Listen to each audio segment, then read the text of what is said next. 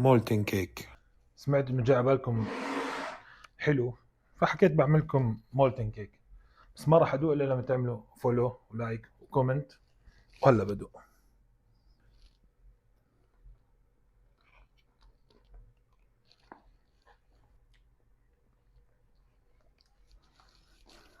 ما بدي اتفلسف عليكم كتير، شوية شوكولاتة وشوية زبدة وعلى الميكروويف يدوبوا.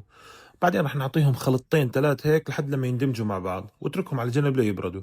هلا رح نجيب بيضة وصفار بيضة وشوية سكر وشوية فانيليا، واعطيها خلط خلط خلط خلط خلط لحد لما يفتح لونها.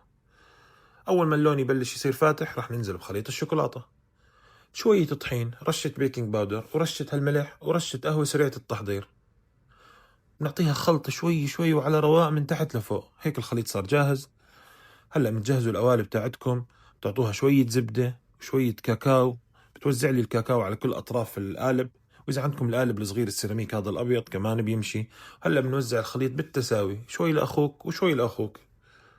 بعدين خبطتين وعلى الفرن 13 دقيقة من تحت ومن فوق بالرف الوسط، واعطيها قلبة وبس، وزين وحط الايس كريم. وهيك صارت جاهزة، اطبخها ولا تطلبها. وصحتين وهنا. وشوي زودناها بالفرن، كان لازم تاخذ وقت اقل بس. وهاي اسهل طريقة نعمل فيها